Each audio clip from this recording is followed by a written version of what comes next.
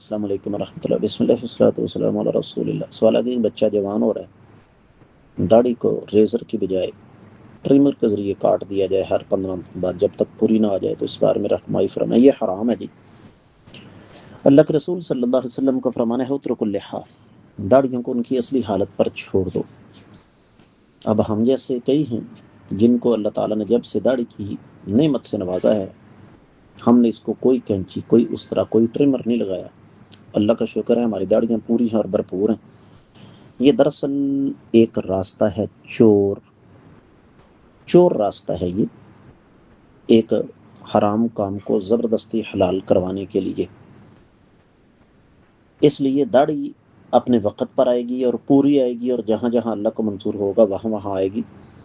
اس کو کسی قسم کی کوئی چیز لگانا یہ شرعی طور پر درست نہیں ہے۔ امید ہے کہ آپ کو سمجھ آ گئی ہوگی۔